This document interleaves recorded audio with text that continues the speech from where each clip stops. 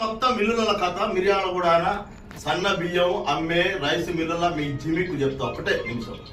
ఇప్పుడు ఫస్ట్ ఏం చేస్తున్నారు రైతులల్లా మంచి క్వాలిటీ విత్తనాలు వస్తున్నాయి. Number 1 quality. మీరు విభేదాలు పెట్టి మహేంద్ర చింట్లని ఇంకో కావేరి చింట్లని ఇంకో రకరకాల విభేదాలు పెట్టి ఫస్ట్ మార్కెట్ స్టార్టింగ్ లా మీరు ఏం చేస్తున్నారు సిండికేట్ అవుతుంది.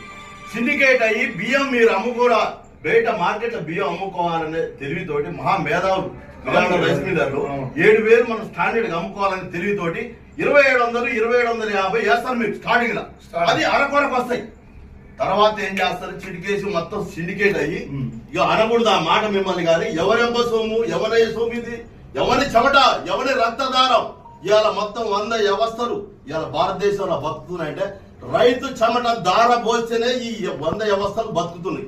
అలాంటి రైతులు మీరు ఎంత చేస్తున్నారంటే 90% వడ్లను మొత్తం 6 సిండికేట్ అయ్యి వాళ్ళని కట్టుకొని మా మధ్యలల్లా విభేదాలు పెట్టి వీళ్ళ కాళ్ళకు మధ్యలో లింకు మాట్లాడి వాళ్ళని ఏదో లాలచి పరిచి వాళ్ళతోటి కొద్దిగా మీరు లాభాపేక్షలు పొంది మీకు పొద్దున్నేస్తే పొలం వల్ల పని చేసుకుంటారు. మీకు రాజకీయాలు తెలియదు.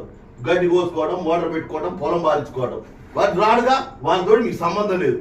మధ్యలో బోకరేసి రాజకీయ నాయకులు వీంది మీరు కూర్చుకుంటా వీళ్ళని దగ్గరికి రానియకుండా మీరు దందా చేసుకొని లాస్ట్ మూమెంట్ లో తాను ఓట్లు పనికి మారిన ఓట్లకు మళ్ళీ 2,900 జమ చేస్తారు. ఇది ఎందుకు లాజిక్ అంటే 7,000 రూపాయలు మీరు బియ్యం అమ్ముకోవాలి. ఇదే బరాబరి చెప్తున్నా మధ్యలో మాట 7,000 రూపాయలు బియ్యం అమ్ముకోవాలి. తౌడు చచ్చినా బతికినా పనికి మాలిన పురుగు పట్టిన తౌడు కూడా 30 రూపాయలకు అమ్ముకోవాలి. ఇవాళ ఎవరి కష్టం ఎవరి రెక్కల దారం మీరు ఇవాళ ఏసీలకు బతుకురి కష్టపడి అంతేగాని ఒకరిని మోసం చేయవాకరి. ఇవాళ మిర్యాలగూడ రైస్ మిల్లు వ్యవస్థలో జరిగే దందాది. ఇలా మేము అందరం మాట్లాడుతుంటే నీ రైతులం మేము నువ్వు పొద్దున్న లేసి దుమ్మేసేది ఇక్కడ నీ మొత్తం కాల్షియం వాటర్ మొత్తం వచ్చేది ఈ భూమిలో ఎనికేది నువ్వు యాడనో మిర్యాలలో కూర్చొని అసోసియేషన్ బిల్డింగ్ లో వాళ్ళ అనుమతి తీసుకొని వస్తానంటే ఇక్కడ తేడా తెల్లగా అర్థమవుతుంది మీరు సిండికేట్ ఎట్లా అవుతున్నారు అనేది. అది మీ ఈ వ్యవస్థలో జరిగేది. నీ బియ్యం ఆగు నీ బియ్యం ఏ బియ్యం రకరకాల బియ్యం అమ్ముతున్నావా బియ్యం మొత్తం అన్ని ఒకటే రేటుకి అమ్ముకుంటున్నావు. వాడు క్వాలిటీ సైంటిస్టులు కష్టపడి ఉత్తమమైన క్వాలిటీ తీసుకొచ్చి అన్ని రకాల టెస్టులు చేసినాకనే ఆ బియ్యాన్ని పబ్లిసిటీ చేస్తారు. ఆ వడ్డని బయటకిస్తారు. దానికి మీరు రకరకాల ఎక్కువ పంట పడతాయి. రైతు ఎందుకు బాగుపడాలని మహేంద్ర జిల్లా రేటు తక్కువ చేస్తున్నావు. అది ఎంత మూర్ఖత్వం. అది